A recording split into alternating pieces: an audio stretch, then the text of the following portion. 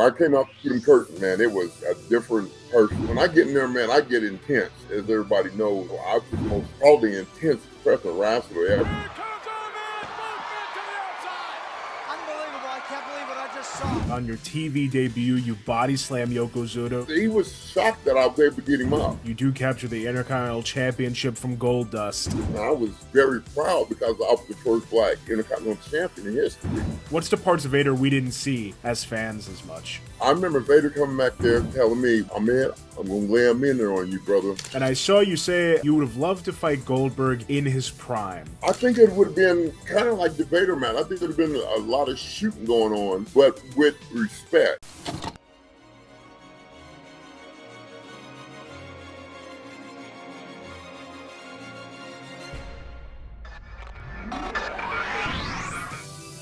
Rewind, recap, relive. Woo! That's what the world is watching. My guest today is an absolute veteran, both in the world of wrestling and outside of it. He's a former WWE Intercontinental Champion and is now giving back to his community in great ways that I can't wait to get into. Master of the Pearl River Plunge, please welcome Ahmed Johnson. Thank you, brother. Of course. It's awesome having you here. Thank you again for making the time in between the holidays here. And first, I just want to go back to the work I mentioned you're doing in your community. How'd you first get involved giving back in the way that you're doing right now? Well, I've been doing it for a while. It's kind of kept it hush-hush. I've been, feeding the homeless and giving back to, like the boys' centers, the girls' centers, and the battered women's shelters. And I've been doing it for a good while. Just that, people been asking me what I'm doing, so I decided to get on there and show them what I'm doing. You know what I'm saying? Yeah, and everyone could check out on your Facebook. You post the videos there a lot of the time. Do you ever meet any wrestling fans when you're doing it? Oh, yeah. It's amazing. Christmas, I met this guy from England who was homeless. And he walked up to me, he said, aren't you Ahmed Johnson? I was like, yeah. And he started reciting my matches and everything, man. And that was it was amazing. And I, where he's from? He's from England. But he knew all the matches and everything, man. It was an honor. It's really cool that you're using, your platform, but also just you as a person, going and helping the community after such a really cool life that you lived. I love to see you getting out there and doing that. Thank you. What is, do you think, the most common question that they ask you when you're out there? If you ever have a wrestling fan come up to any of these events? My most asked question is, who was my toughest opponent? And I always say Vader. Oh, yeah. Big Vader. I mean, Farouk is up there too, but me and Vader, we had that match and we went at it, brother. I mean, we went toe to toe. Is there any way that your fans of you can assist you with the charity work that you're doing? Is it just by spreading the word or helping? Yeah, just by spreading the word. I mean, it's nonprofit, and I just, kind of use my own money to do what I can do, when I can do it. And I don't, really ask for anybody else's money or anybody to help me. I just kind of do it when I can do it, Yeah. No, definitely. Well, that's awesome. I'd love to get a bit into your career now. It's cool to see what you're doing now, but starting all the way at the beginning, having wrestled all over the world, were you a wrestling fan when you were growing up? I was a little bit, not very much though. I remember, watching Paul Bosch in Mid-South. Oh, yeah. Yeah, I remember watching them, man, and watching, Dick the Bruiser and Crusher, Ivan, Nikita Koloff, and people like that, Junkyard Dog, Ernie Ladd, and other wrestlers like that.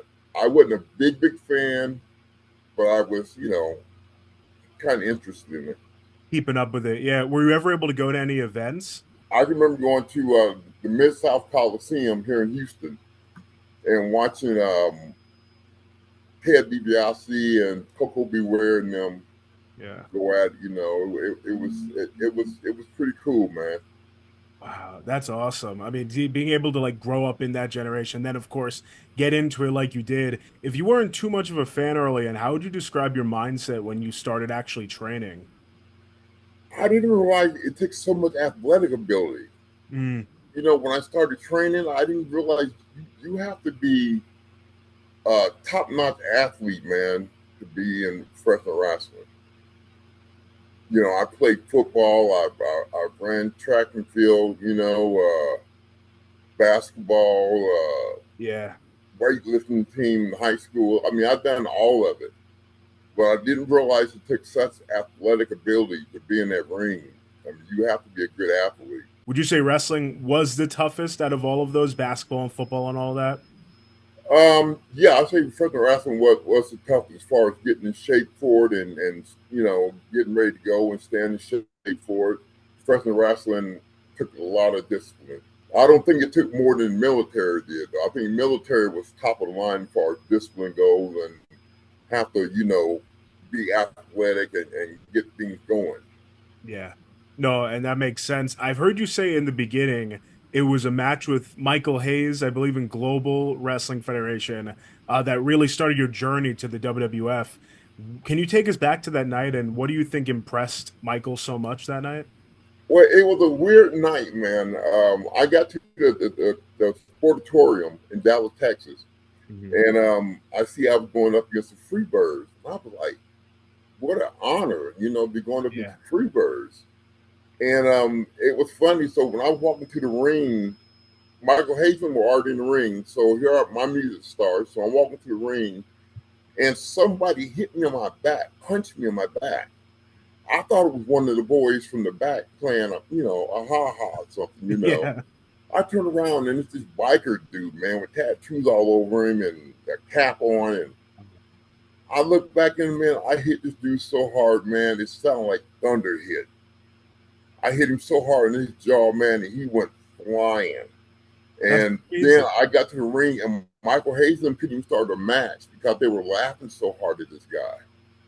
You know, then the cops came and got him, and I'm not sure what they did to him, but I'm sure they let him know. They kept it going where you started. Yeah. Yeah. I'm sure they let him know. But yeah, Michael Hayes was in the ring laughing, and then we had our match, and we had a hell of a good match. And when we got done, Michael Hayes told me back in the locker room, he's like, man, I'm going to get you in the WWF. You need to be in the WWF. But I've heard that 1,000 times from 1,000 different people. You know what I'm saying? Yeah. And Michael Hayes was the only one that really followed through with it, man. And next thing I know, I'm getting a call from Vince McMahon, and there it was, you know? Yeah.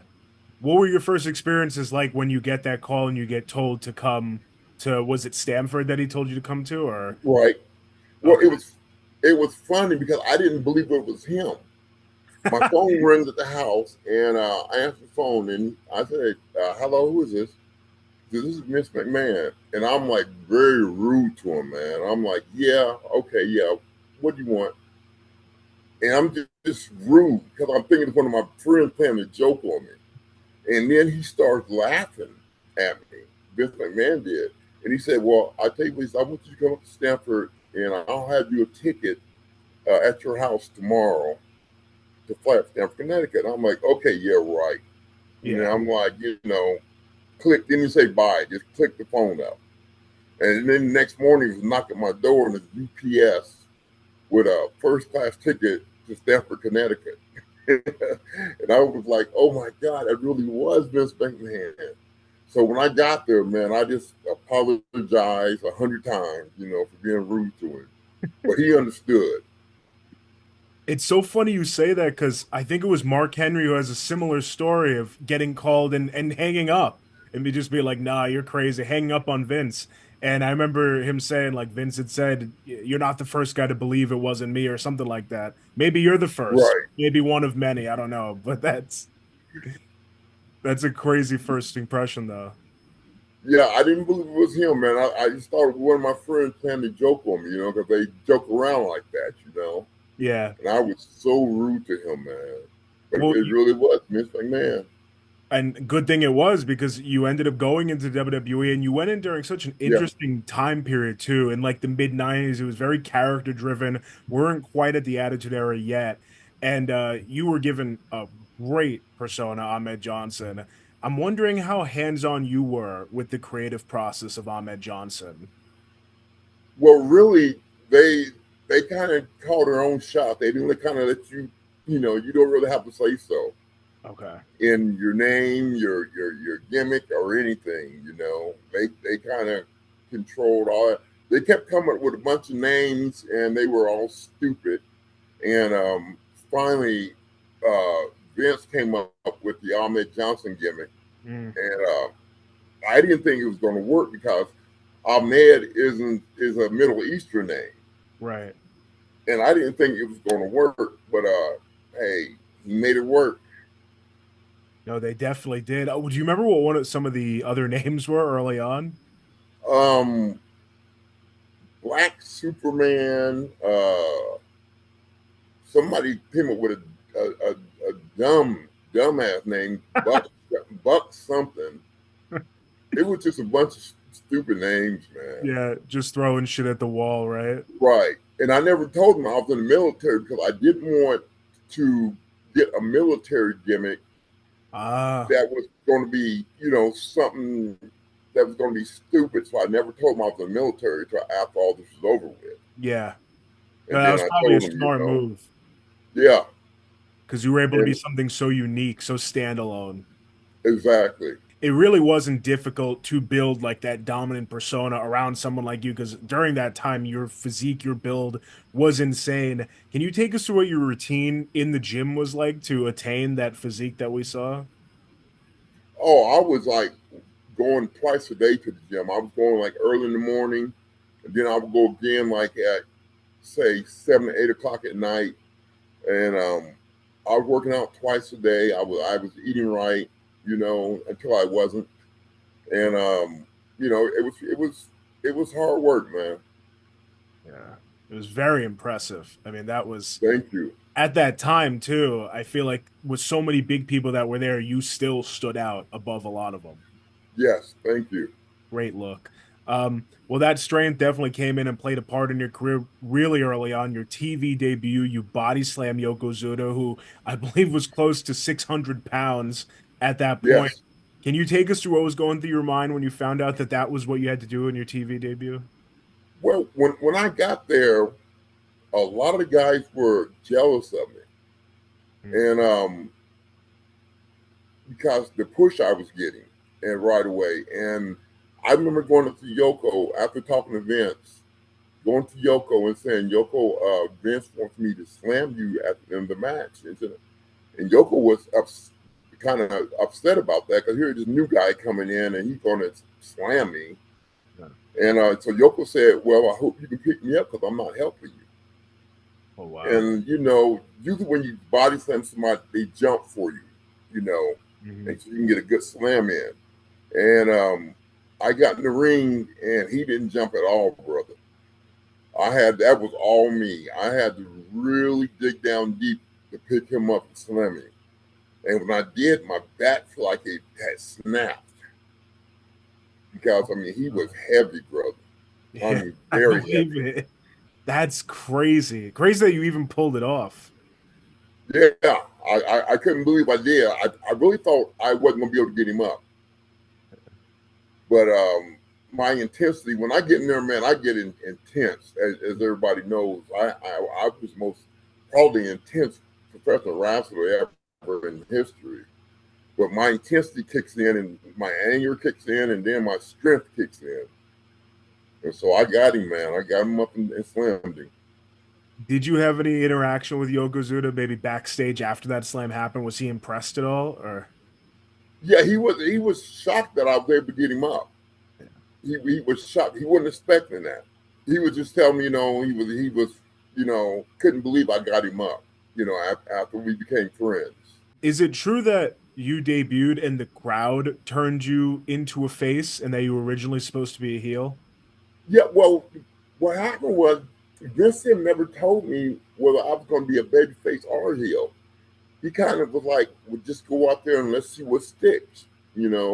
So I went out there, man, and crowd just started cheering without even knowing who I was. That was my debut, and the crowd just started cheering as soon as I came out the curtains. And I became a babyface from that point on. I was a babyface, but I worked as a heel. Yeah. Kind of like Steve Austin did. Yeah. He was a baby, but he was a heel, but he was a baby. I feel like fans just couldn't help it. Like with you, like we were saying, your presence and your aura. Like, how could you not cheer when you see somebody like that come out? Right. Right? It was different. Well, starting early on in your career like that and getting that big push right behind you, as you said, there was some jealousy. I'm sure navigating backstage couldn't have been easy at first. I heard you say though that Razor Ramon was someone early on that helped you big time. Can you take us through some of that advice that Razor would give you? Well, Razor would be at the curtain during my matches, man, and when I come back, after my matches, he would stop me and say, "Hey, this looked good. This didn't look good. Do more of this and less of this." I mean, he kind of helped guide me through, my career, my matches, man. Yeah, man, that's so cool. Yeah, that was cool of him. And I heard different things like as his career kept going, whether he was wrestling or not, he was always giving that help back. Even as recently as like a couple years before he unfortunately passed away, he was still producing odd matches here and there and Right. for new people. So that's so cool to hear that he was able to give you that helping hand early on. Yeah, he was a really good guy, man. Really good guy. He had his demons. We all have our demons, Yeah. and we deal with them best we can. But he was a good guy, man. Well, one tool that you used in your arsenal in your career that is incredibly famous, it still gets so many compilations made of it, is the Pearl River Plunge. I'm curious, did that come from advice from somebody, or was that all you, that creation, that move? No, that was all me on that one. I came up with that one on my own. And it's funny because I mean you have to have a lot of strength to do it because you got to lock the guy's arms together and then you have to pull him up, you know, and a lot of guys can't do that. Mhm. And it's funny because I still haven't seen it used to, up to today. I haven't seen the purple plunge used the way I use it yet. It takes a lot of strength, man, a lot of strength. Well, like I said, there's so many like compilations people make that I see of their favorite Pearl River plunges. Do you have a favorite one that you were able to get off? I think let me see who I purple plunge I really took well. Well, Farouk took them real well. He took so many of them. He took them well. So That's I would have to go with Farouk on that one. one that must have felt good to hit was in 1996 when you do capture the Intercontinental Championship from Goldust. The pop from the crowd that night that you captured that is electric. Yes, yes, it was. Yeah, Yeah. and Goldust, he took it well. It was a good match, and you know, he kind of helped guide me through the match, and we had a good match. And people always ask me the question, was I trying to hurt him when I threw the stairs at him? No, that was just, we had already worked that out. Mhm.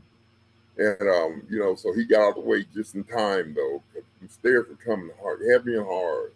And he Yeah. got out the way just in time. But no, we had planned on doing that. It was part of our match. Okay. Well, that makes sense. One thing I heard that wasn't planned though was you actually winning the championship. That wasn't until you were going to the ring, right? Right. Well, it was actually during the match. During the match, What? I mean, they never told me or Goldust what the finish was until the match was going on. Then the referee told us like halfway during the match, Ahmed, you're going over. And I was like, what? And I was, very proud because I was the first black Intercontinental champion in history. And so it made me very proud to know that I was going over.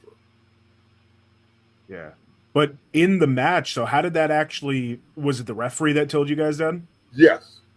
One referee, they had these little earpieces in their ear and Yeah. they didn't hear from Vince, and Vince called it and told him I was going over, and I was like shocked.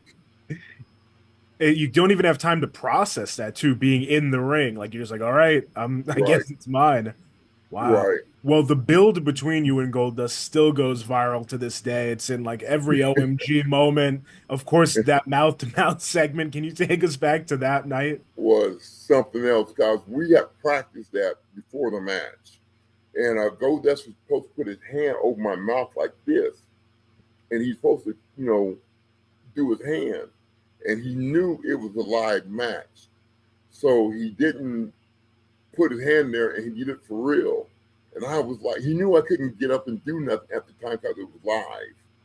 And I was like, you son of a gun. And so that guy that was standing in front of the door paid for it.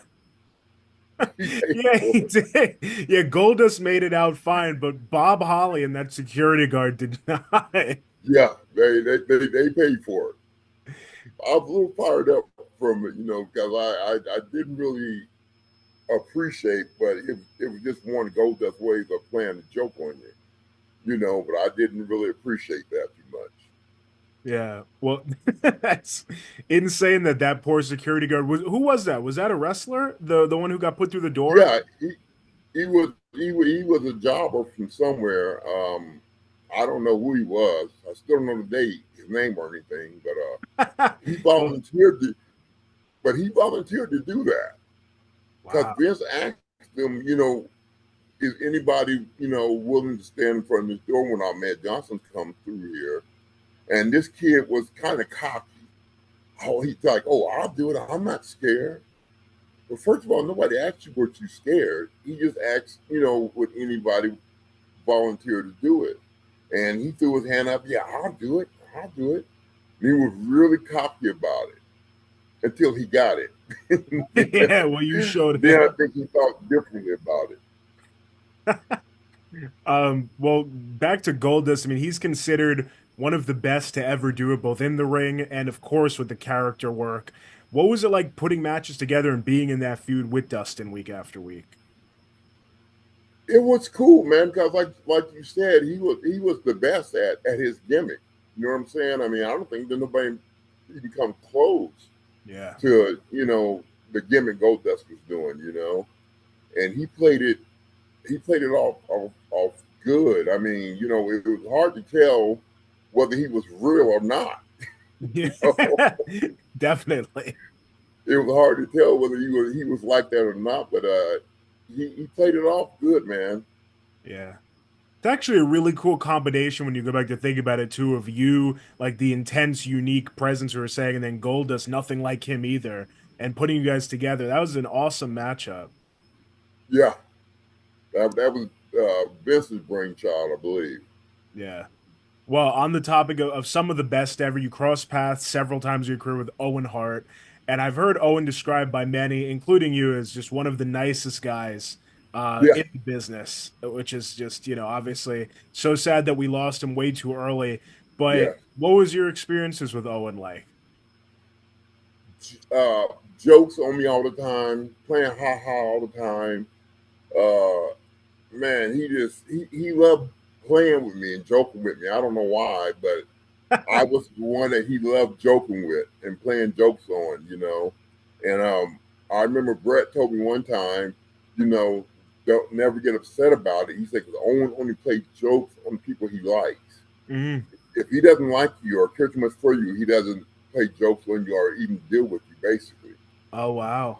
So it was kind of an honor for him to, play the jokes on me that he did. What were some of those jokes?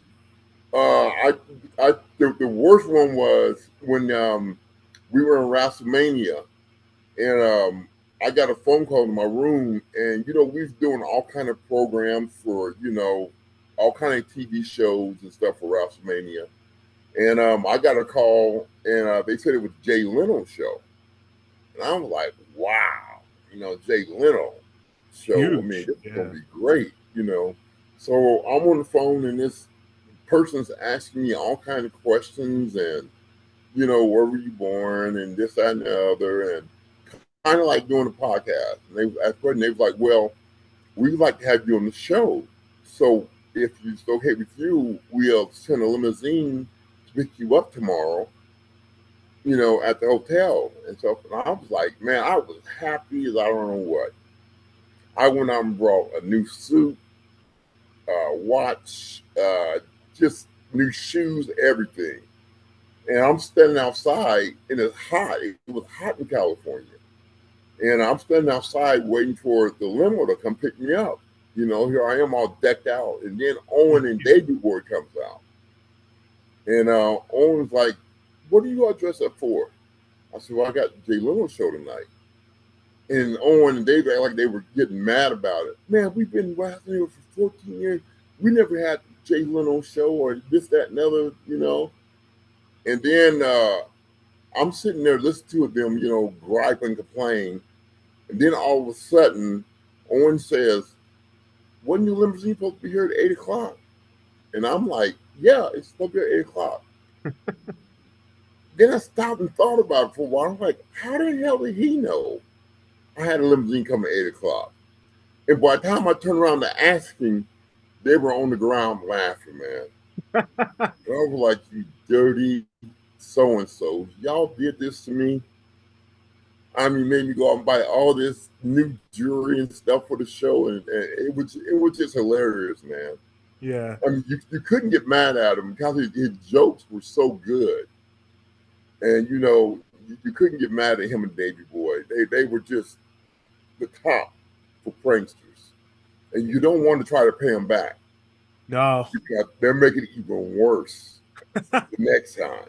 Oh my god, that's hilarious. Yeah, they were something else, man. Oh, I man. loved Owen, man. He was great, man. It's so cool to hear that, you know, that meant that he was so fond of you, though, that it was all Yes, in good spirits and everything. yes, Well, another cool accomplishment in your career is that you're the winner of the first ever WWE Kuwait Cup tournament. Um, yes. and I'd love to hear, first of all, does anything come to your mind or stand out wrestling in another part of the world like that? No, I would say Kuwait and Africa was the two places I enjoyed the most that we went to. Yeah. I mean, like I said, being the first Kuwaiti Cup winner, you know, in history, that was great, man. That was great. And you beat Triple H to win that tournament. Back then, obviously, he was Hunter Hearst Helmsley, and still new into his career as well. What was it like tying it up with him early on? Well, Triple H it was good tying up with him, man, because basically he called the match while we were in the ring. I mean, he basically called the whole match. And because I was green, you know, I was new, I was green, and he had a lot more experience than I did. So he called the match, and it was pretty cool, man. Yeah. That's when he was Triple H, and he was, you know, before he got, you know, tied up, you know, with the Generation X and stuff, and he was really cool back there, man. Nice. That's cool. Yeah, like seeing that young mind go to work before it was all Yeah, season everything. That's really cool and a rare experience too to be able to say you were with him during that. Uh, yes. Sticking with Kuwait, as someone who was there during the infamous Vader incident, can you take us back to the story behind that from your perspective and what you remember? I can remember Vader and the Undertaker went to do a interview for TV, and the guy asked the question that you never ask. You know, is wrestling fake or real? And Vader just went off, man. He went off on this guy, grabbing him, you know, by his shirt and holding my shirt and just going off. And next thing you know, I hear that Vader can't come back with us to the United States because he's basically under arrest. And they made him stay in his room. He couldn't come out the room. They wouldn't let nobody in. They had police officers standing outside his door. So nobody could go in. You know, Vader couldn't come out. It was like, you know, being in prison in the hotel. Yeah. And I was, you know, it hurt me that he couldn't come home with us. And we didn't know what was going to become of that situation. You know, here you are in a foreign country and where they don't play that, you know, but somehow Vince got him out of it, you know, and got him back home. And another incident that it still, you know, gets brought. You see videos of it still to this day. And you said so that stemmed from the reporter asking that one question never asked: "Is wrestling fake?" We've seen actually recently wrestlers stick up for wrestling again in that sense when reporters or news channels say, "Oh, is wrestling fake?" and a wrestler will stand up for it. What are your thoughts on that? Someone disrespecting the business in that sense? Well, the reporters don't realize how much it takes to be in that ring, man. I mean, they don't realize, first of all, the mat is 2x4s and steel beams. When you slam somebody, you got to be very careful when you slam them, or give them the Pearl River Plunge, because, I mean, them steel beams and then them 2x4s will knock you out.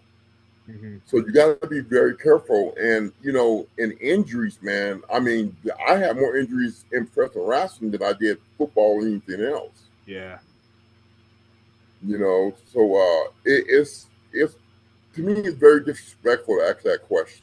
Obviously it was Vader that stuck up for the business there, and you said at the beginning he was one of your favorite opponents, or your favorite opponent to get in there with. Can you take us through a Vader match, you and Vader? What was he like in the ring there? I know we said stiff, but more than that, what's the parts of Vader we didn't see as fans as much? Well, the thing about me and Vader were good friends. Mm-hmm. And I remember when we got to the arena, our names was on the card to wrestle each other, because you don't know who you're going to work until you get to the arena. Yeah. And I remember Vader coming back there telling me, we rode together to the arena, and he come back there and he tells me, Ahmed, I'm going to lay a minute on you, brother. So, be ready, because I'm going to put a minute on you. And I thought he was just playing. I'm like, no, he's my friend. He ain't going to get in and try to hurt me. Please. We got in that ring, man. When he got me in that corner and started throwing them blows he does when he gets you in the corner, I mean, he rung my bell. So I was like, oh, okay, this is the kind of match you want. So I started throwing mine in there very heavy too. Mm-hmm. And we had a good match. I mean, we were shooting on each other, but with respect. We didn't try to kill each other, We did it, and you felt it, but it wasn't to the point where you felt it where you were going to have to go cry about it. Yeah. And Vader didn't go cry about it. I didn't go cry about it. We had our shoot match, and that was it. Yeah, you just knew you were in a match. It wasn't anything crazy, but you knew that you were in there with someone. Yeah, it was no doubt, brother. You was in a match. No doubt at all. Someone else that was notorious for being stiff and you knew you were in a match with them is Goldberg. And I saw you say recently that you would have loved to fight Goldberg in his prime. Can you take us through what you think an Ahmed Johnson Goldberg match would have looked like? I think it would have been kind of like the Vader match. I think it would have been a lot of shooting going on, but with respect. I mean, not shooting to the point where I'm trying to hurt him or he's trying to hurt me, but just us both being, football players and stuff. I think we would have had a hell of a good match, man, if we would have had a match together. Did you ever meet Goldberg? Because I know you went to WCW for a little bit, but I wasn't sure if he was there at that time or not. No, I've seen him, passing by. We say hi, just passing by, but I didn't really know him, no. No, interesting. Well, so we said before you were in WWF during such an interesting time when you joined in that character-driven era, and then they transitioned to the Attitude Era in the in towards around the time you departed, like 1997. What was that like, kind of being there for that shift happening? It was great, man. It was it was always competition with WCW. Every time we had a meeting, it was about WCW and our rankings and their rankings, and keeping up with them. And I think, in my opinion, they brought Goldberg in to try to match my intensity in the WWF. I mean, WWF, you had Ahmed Johnson, this intense, insane character, and then all of a sudden, this Goldberg character comes in WCW, and it's kind of the same way I was, with the intensity and everything. Yeah. I don't think he was as intense as I was, but he was there. Right. I think they brought him in to try to compete with Ahmed Johnson. Sticking with that Attitude Era time period, we saw you have some great moments with one of the best tag teams in history, Legion of Doom, and I know you had history with Hawk beforehand. But what was it like teaming with both the Road Warriors? It was good, man. Animal was always kind of seemed to be a little jealous of me and Hawk's relationship, because me and Hawk, we would go do private house shows with each other, and he would call me instead of calling Animal. He would call me to go do the house shows with him. And I don't think Ammo appreciated that, which I can understand. Yeah. You know, you guys been tag teaming all this time, and here you got these other shows coming up, and Hawk's calling me, asking me what I go do them with him instead of calling his tag team partner. So I think that brought a little animosity between me and Animal. What is it like walking out with both of them at WrestleMania? Oh, it was cool, man. It was cool. You know, I watched them, you know, growing up too, and it was just cool going out with the Road Warriors, man. Both Hawk and Animal. It was cool going out with them. Would you say that that's the loudest pop you ever heard? Getting to hear that Road Warrior pop as one of the Road Warriors? Um, it was up there. It's ranked up there with the highest pop I ever heard. Yeah. I wouldn't say it was the highest one I ever heard, but it was up there. It ranks up to the top.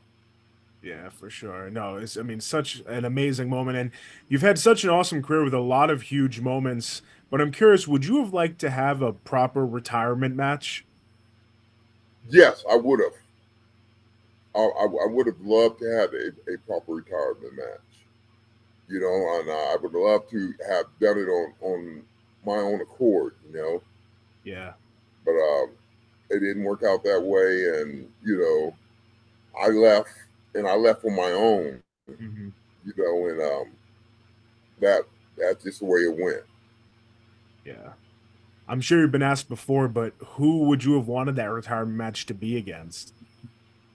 Who would I want to be against? I think Undertaker. I would love to have a retirement match with Undertaker. He's such a good, you know, worker, and he's just the Undertaker. There's nobody like him. Right.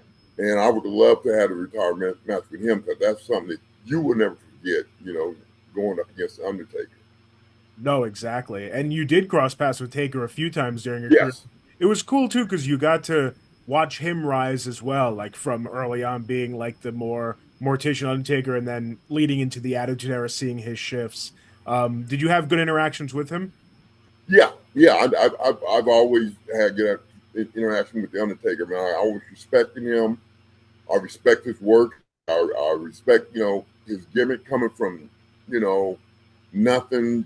What was he? The Wizard or Wiz or? Oh, like he was Mean Mark Callis way back, and then uh after that, I think when he came to WWF, he was immediately the Undertaker. Was there another one in there? I thought it was something else he did, another gimmick. I'm not sure, but I thought it was. But you know, him taking that Undertaker gimmick and bringing it to where it was, man, what was Yeah. you know amazing. He took that from nothing and brought it to the top. Yeah. You know, Super impressive. I agree.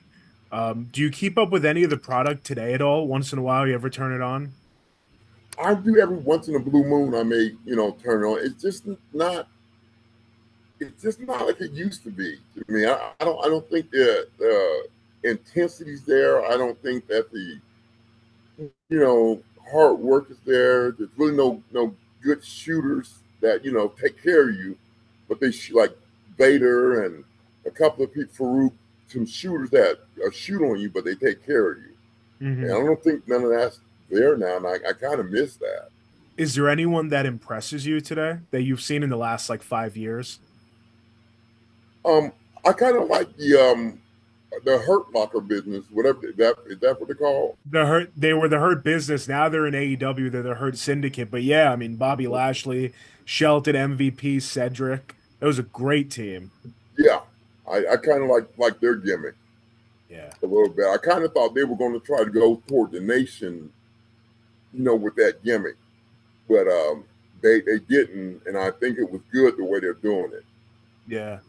It's definitely a story that has so much meat left on the bone, that Hurt Business thing. It ended way too quick in Yeah, WWE. I'm happy they're getting another shot now in AEW. I'm excited to see what they do with that.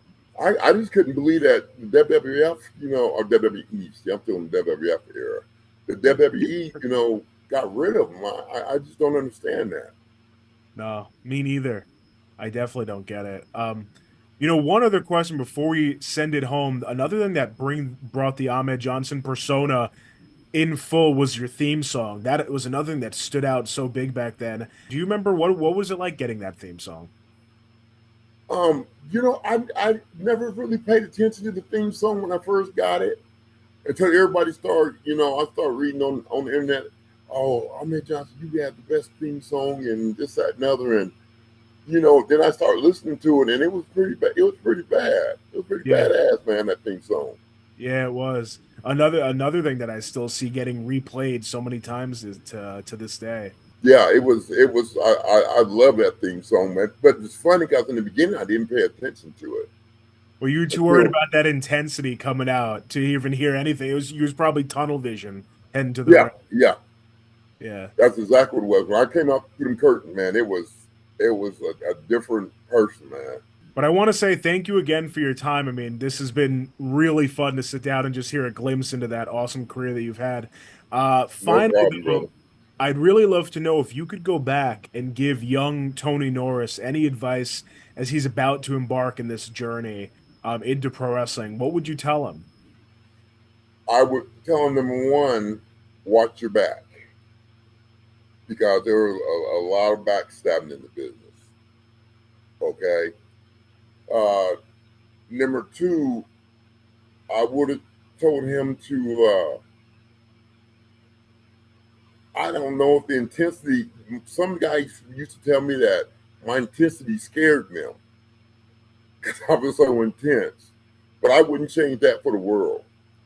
And something else I would have did, I think I would have told them that I was in the military and graduated, most of the things undergraduate in the military and all that. And I think I would have rather went with a military gimmick.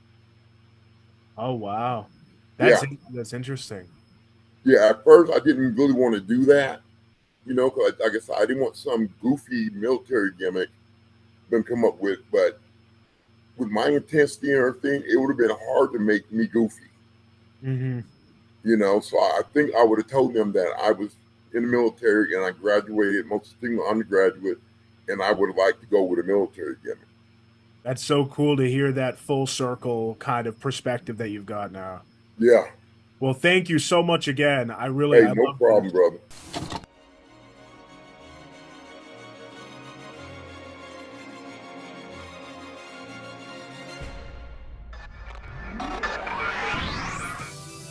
Rewind, recap, relive. Woo! That's what the world is watching.